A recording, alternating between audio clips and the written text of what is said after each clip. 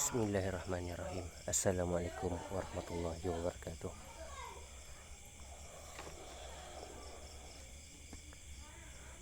Hari ini tergerak hati aku nak ceritakan bukan satu cerita, ada 2-3 cerita yang mana aku mimpi dalam bulan ni. InsyaAllah aku akan cerita apa yang aku ingat. Cerita pertama, aku nak cerita pasal mimpi aku.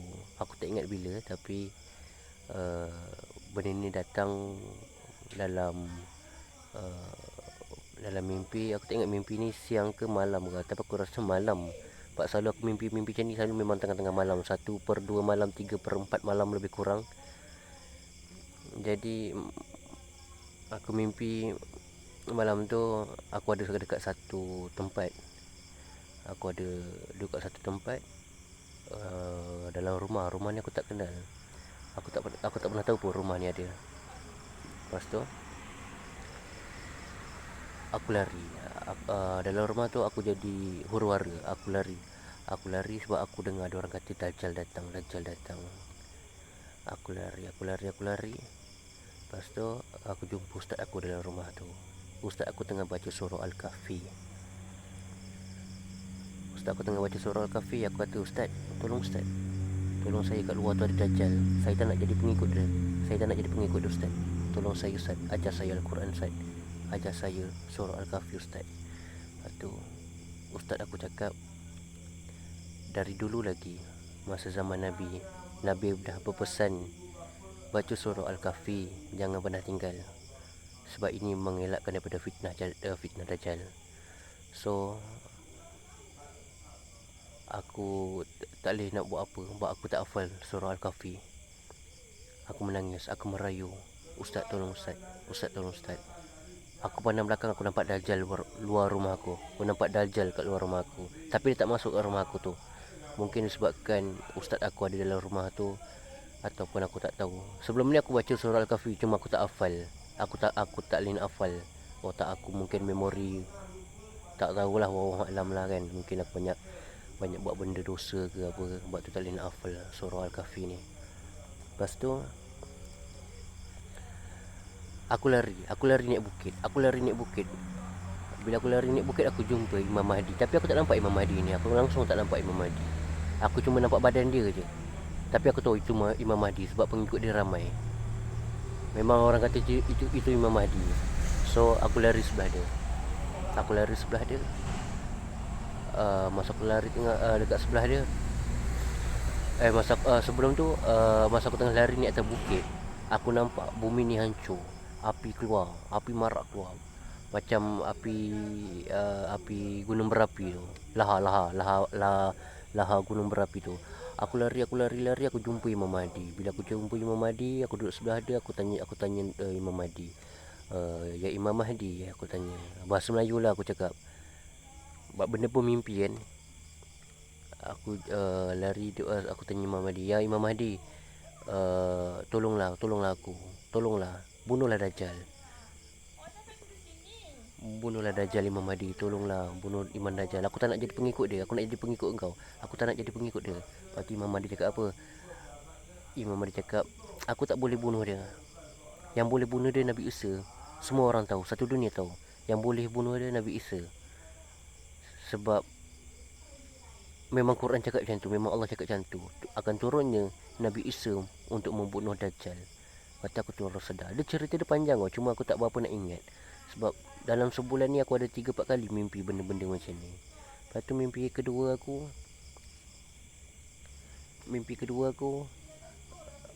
pasal Dajjal juga. Aku duduk dalam rumah aku.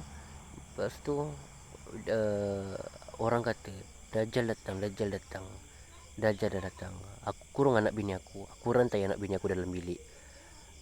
Aku buang semua telefon apa semua. Aku tak nak tahu info pasal dunia ni. Aku tak nak tahu langsung info pasal dunia ni. So aku dah buang Quran apa semua. Aku tak Quran kat tepi. kat ruang tamu. Aku duduk dalam bilik. Bila uh, bila Dajjal datang, aku tak boleh nak baca surah Al-Kahfi tu. Mulut aku jadi kaku. So aku nak tengok, aku nak ambil Quran tu balik. Jadi aku nak ambil Quran tu balik, aku takut. Aku takut. Dajjal tu ketuk pintu. Ketuk pintu. Aku tak tahu nak cakap apa dah. Aku zikir je. Aku tak nak ikut Dajjal. Dajjal tu kata jom ikut aku. Aku tak nak. Aku tahu kau Dajjal. Kau pergi. Lepas tu kat sini cerita dia macam mana nak cakap, bagi aku lah, cerita ni dia macam memperingatkan aku supaya jangan tinggal surah Al-Kahfi. Jangan pernah tinggal surah Al-Kahfi.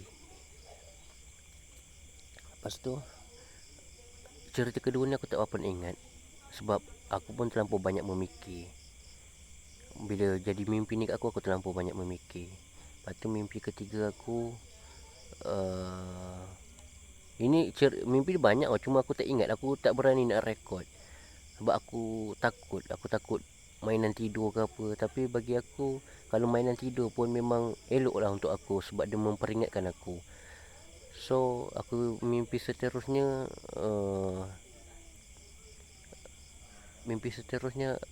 malam tadi 31 Ogos, malam 31 Ogos tahun 2021. Aku tengah duduk dekat satu tempat yang lapang. Masa aku duduk tu, gelap tau, gelap. Memang macam malam. Tak ada cahaya langsung. Tak ada cahaya kat bumi. Mengharapkan cahaya lampu je masa tu. Lepas tu, hari kedua, dalam kegelapan tu, hari kedua, aku tanya, kenapa gelap hari ni? Kenapa masih gelap? Aku tertanya-tanya. Lepas tu aku berlari. Dalam keadaan tu, dalam masa tu, keadaan dah jadi kelang kabut. Kenapa hari kedua masih gelap? Aku lari. Aku jumpa satu menara ni. Aku naik dekat menara ni. Bila aku naik kat menara ni, aku jumpa ustaz aku. Bila aku jumpa ustaz aku tanya, ustaz, kenapa gelap? Lepas tu ustaz aku cakap, kalau engkau beriman, kalau engkau ada iman, kau percayalah apa yang Nabi cakapkan. Kau bertaubatlah sebelum pintu taubat ditutup. So aku lari, aku takut. Hari ketiga, matahari terbit dari barat. Hari ketiga tu satu dunia beriman.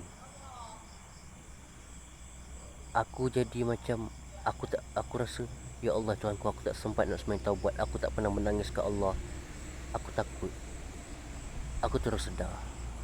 Bila aku terus sedar, aku semayang sunat taubat, aku semayang sunat tahajud. Jadi cerita mimpi aku yang untuk malam tadi,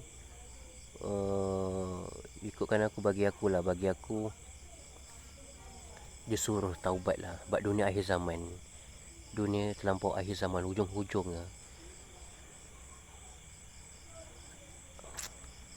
Subhanallah, tak tahu nak cakap macam mana. Aku bila rekod aku susah nak bercakap. Bila cerita ke orang senang. Sebab setiap kali aku mimpi, aku akan cerita dekat setengah orang. Yang orang yang rapat dengan aku, yang percaya dengan aku, yang mana aku tak cerita kat semua orang. Aku cari orang-orang yang berilmu, yang kaki semayang, yang kaki baca Quran. Yang orang-orang tu yang aku akan ceritakan dekat mak bapak aku. Tu aku ceritalah. Bagi aku malam tadi cerita tu nak suruh aku bertaubat. Bukan aku lah, untuk korang semua lah. Nak suruh aku sampaikan kat korang. Tapi aku tak tahu, sebab ini mimpi je. Ini sekadar mimpi je. Tapi dia kata itulah, dalam banyak-banyak mimpi aku tu, bila aku simpulkan semua, dia suruh aku baca surah Al-Kahfi banyak-banyak. Dia suruh bertaubat sebelum terlambat. Sebab dunia ni sementara je kan, semua orang tahu. Satu dunia tahu, dunia ni sekejap sangat. Tengok sekarang pun umur aku 30 tahun dah. Dunia tak tahu lagi berapa tahun. Mungkin tahun depan, bulan depan, tak tahu. Sebab petanda-petanda kiamat pun dah banyak. Jadi kat sini tak nak cerita panjang-panjang, sebab aku bila rekod macam ni, jadi cerita aku pun, aku bercerita pun jadi tergabur. Bila cerita dengan orang pun kadang-kadang tergabur juga. Kalau dah 2-3 hari tu tergabur. Kalau hari pertama aku mimpi tu, aku boleh cerita macam mana yang ditulis dalam mimpi aku. Tapi itulah, aku nak pesan dekat siapa yang tengok ni, baca surah Al-Kahfi jangan tinggal. Baca surah Al-Mu nanti dalam kubur.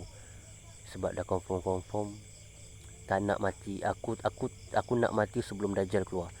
Aku nak mati sebelum Dajjal keluar. Sebab aku takut, iman aku tak kuat, aku ikut dia. Aku nak mati sebelum Dajjal keluar. So bila mati sebelum Dajjal keluar, maknanya matilah. Bila mati maknanya masuk kubur. Dalam kubur tu aku takut, aku tak boleh jawab. Sebab aku rasa aku masih tak ada iman. Iman aku kosong. So amalkan surah Al-Mu lah. Amalkan surah Al-Mu. Baca je surah Al-Mu banyak-banyak mana pun, tak kisahlah siang, pagi, malam, baca je. Sebab itu je satu-satunya teman yang akan menemani kau kat dalam kubur, insya-Allah. Mohon banyak-banyak doa je lah. Lepas tu baca surah Al-Kahfi. Ajar anak-anak baca surah Al-Kahfi. Sebab apa? Sebab takut keturunan kita, zuriat kita yang akan mengikut Dajjal. Memang kita orang kata tak apa, aku boleh baca Al-Kahfi, aku boleh baca Quran. Memang kau boleh, tapi sampai ke ilmu kau dekat zuriat-zuriat kau? Sampai ke? Itu pun aku takut nanti dipersoalkan, kenapa tak turunkan ilmu dekat anak-anak. Nanti anak-anak akan turunkan dekat anak-anak dia, anak dia pun ke anak-anak dia, anak dia, dan sampailah ke sudah. Itu yang aku memikirkan. Soal Kahfi ni jangan tinggal lah. Baca je kat mana-mana ada, baca je. Pedulikan orang cakap. Sebab sekejap je kat bumi ni, sekejap je. Tu je kot aku nak cakap. Aku pun tak pandai nak bercakap.